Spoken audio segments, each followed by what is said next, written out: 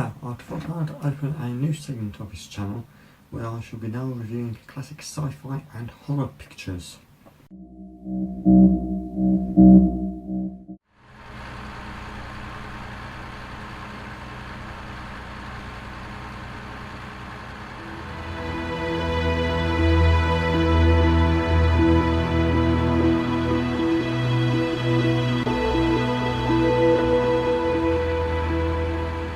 This episode I'm reviewing Doctor Who and The Daleks, the first film adaptation of a Doctor Who story. The film is actually adapted from the story of A Dead Planet, written by Terry Nation. In the film, the Doctor isn't played by William Hartnell, as he was busy filming for the TV series, so they decided to cast Peter Cushing to help the film sell in America, who's more famous for being in all the Hammer pictures, so like The Curse of Frankenstein, Dracula and The Mummy. As the Doctor's backstory wasn't fully developed yet in the 60s, the Doctor is human in this film, and he is called Doctor Who, not just the Doctor. So there's no Gallifrey, no Time Lords and no regeneration. Also, he's got two granddaughters, one called Susan and the other Barbara.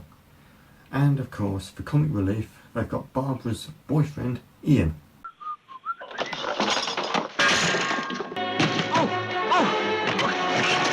It's gonna be easy, isn't it? Excuse me, Mr. Dalek. Would you care to move on to this game? 4 minutes into the film, we are introduced to TARDIS. No, not the TARDIS, just TARDIS, which looks similar to the TV prop on the outside, but on the inside it's completely different. Here's the TV version of the TARDIS interior.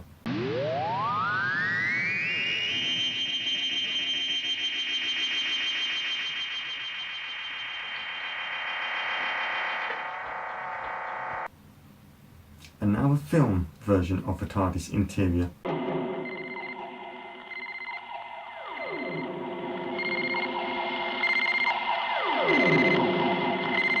Looks like Doctor Who built the TARDIS from bits bought from B&Q. And of course Ian's comical relief accidentally activates the TARDIS. And of course they are hurtling through time and space and land on a mysterious planet where Doctor Who and co. decide to explore a nearby city because apparently the mercury in the fluid link has leaked out. There is a point to make here. If the fluid link had leaked mercury into the TARDIS, then why isn't the Doctor and co suffering from mercury poisoning or worse, death? 20 minutes in, Doctor Who, Susan and Ian find out that the planet is polluted by a very high level of fallout. Doctor Who comes clean that he actually lied about the fluid link being faulty and because he just wanted to explore the city. What an absolute selfish git. As they're about to leave and find Barbara, who's decided to have a wander around, the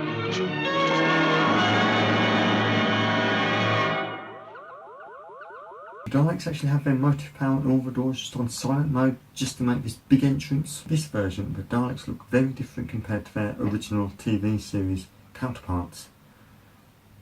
Here's what the original Dead Planets look like. Right, so there we are.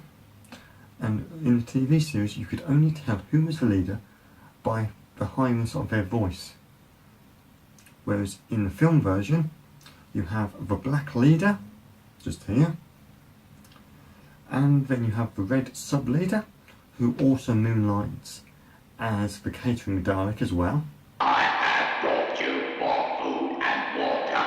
And you have also the blue drones. So Doctor Who and friends are taken prisoner by the Daleks, and the black Dalek tells them of how the Scarlet Civil War happened, and of course the Daleks are the worst storytellers ever. Many centuries ago, there were two peoples on this planet, ourselves the Daleks and the Thals. After the Neutronic War, our forefathers retired into the city, protected by this clothing. Most of the Thals perished in the war. Those who survived and remain on this planet are horrible mutations, monsters. So according to the Daleks, the Thals mutated into monsters, when in actual fact they mutated into Ziggy Stardust.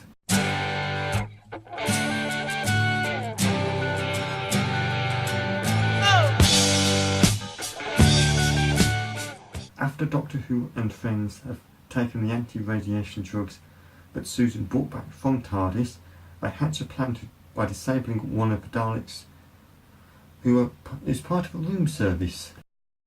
Your dinner is pink, yellow, green and brown stuff. Bon appetit.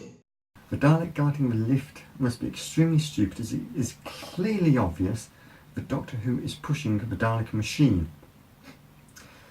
Anyway, the Doctor and friends warn the Files that there's a trap to exterminate them, and of course the leader is killed in the ambush. Doctor Who wants the Files to help him retrieve the fluid link that the Daleks took from him when he was in the city. The Files will not fight as they are pacifists, but decide to fight after Ian attempts to take one of the female Files to the Daleks to be experimented on. Then the Files realise that they do actually have something to fight for. Meanwhile, the Daleks are preparing to detonate another neutron bomb to completely exterminate all of the Files from the face of Scarborough. Barbara and two Files manage to break into the Dalek city.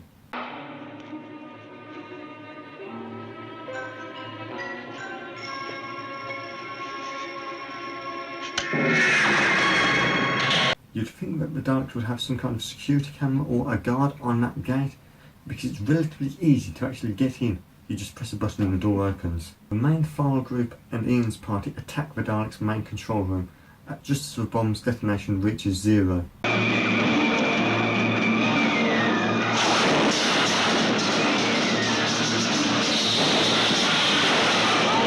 behind you! Stop the countdown! The bomb will destroy the planet!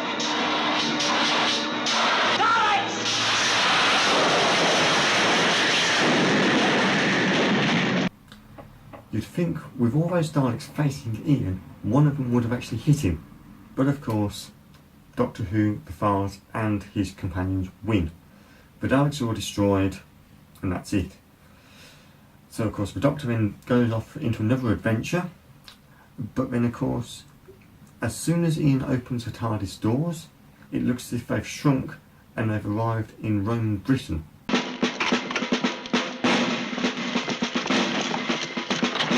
My final thoughts on the film: it's got a lot going for it, especially when it's shown in the Technicolor and Techniscope film formats, because TVs in the 60s were only black and white, and this was the only time you could see the Daleks in colour. And the fact that Peter Cushing is also a good lead, because I do like him in The Curse of Frankenstein, if you ever get a chance to watch that film. Also, this film helped fuel the Dalek mania which was happening during the 60s, because everyone loved the Daleks. But then of course I don't like the film because sometimes the Daleks are extremely aggressive and want to exterminate everything, then other times they're completely stupid. Because they want to destroy the Files using their neutron bomb, but then one of them can't even see that Doctor Who is moving one of the dead Dalek casings around. In all, this film's got a good mix of science fiction and adventure and a little bit of horror. In the next episode of these film reviews, I'll be reviewing the sequel to Doctor Who and the Daleks, Daleks Invasion Earth 2150 AD.